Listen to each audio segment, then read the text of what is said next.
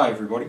In this video I want to discuss the topic of power zones and the playing elbow. The playing elbow is also sometimes referred to as the crossover point or point of indecision. The two concepts are related to each other, so I'm going to use in this video these metal tapes to help illustrate the difference between the two things and how they relate. Now, talking about me as the player, I'll start with a discussion of what my power zones are. Imagine that you as the opponent are hitting the ball from more or less the middle of the table, on your side of the table, and I'm standing ready here at this point. What we have is, in terms of my power zones are where I can play a good forehand or a good backhand without actually having to move. So there's no need for me to take a shuffle step or take a one step. So if I can play without really having to move my feet at all, those are the power zones for me.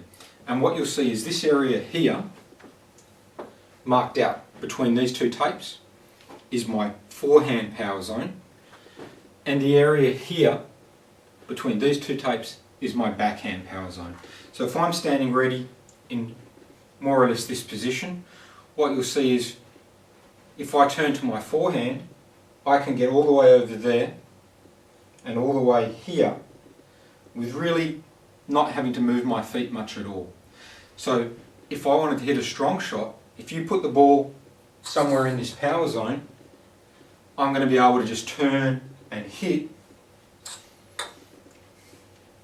without really having to move my feet much at all or lean over too much. That increases the chances that I'll make a good, strong, powerful shot, hence the name power zone. Same on the backhand.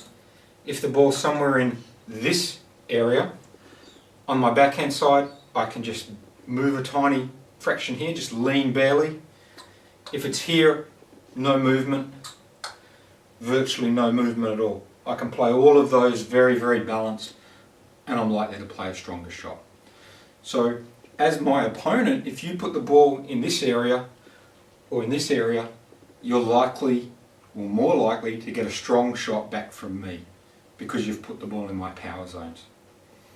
In contrast, this area here is what we call the playing elbow. Now, when I'm standing in this location, this area is the point where I have to make a quick decision.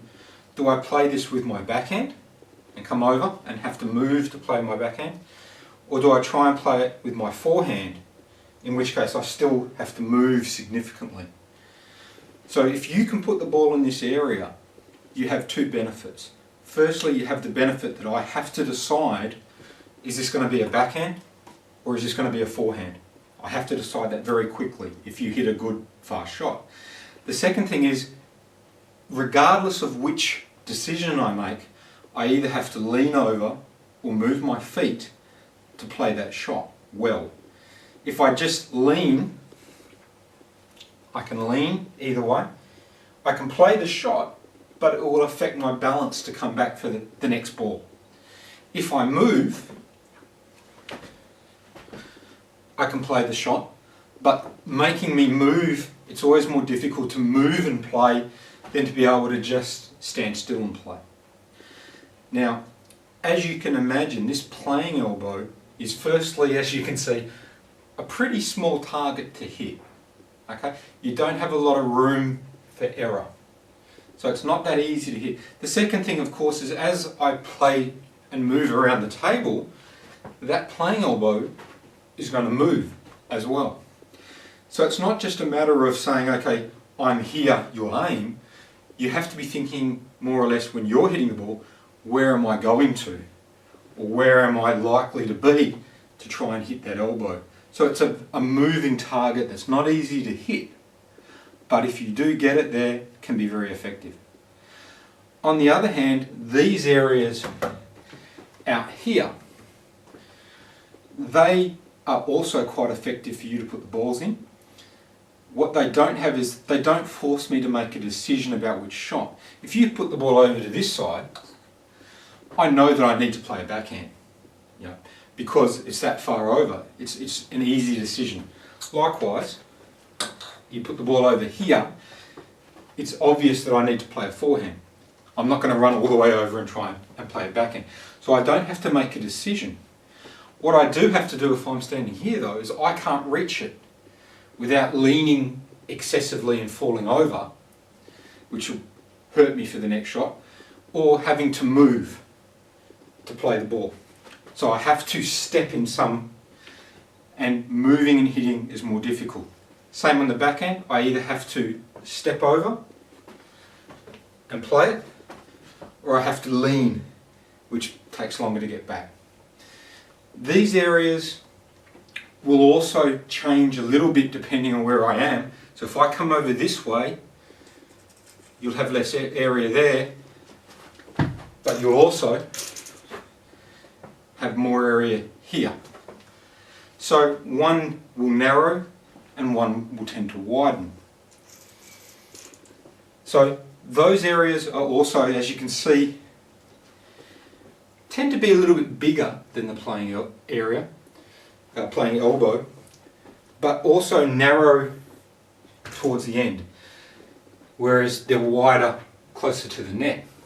So if you can use a lot of topspin and bring the ball down fast, you can land the ball into the thick area rather than the thin area. So that's where topspin can sometimes be useful. So just to summarise, just to go over what we were talking about, for the average player when he's standing ready, what we're talking about for power zones are where he doesn't have to move to play a good forehand or a good backhand. Playing elbow is where he not only has to move in some fashion, but he has to decide between a forehand and backhand. And the wide areas to either side, he doesn't need to make a decision, but he will have to move to play the ball. And that in a nutshell is your power zones and your playing elbow.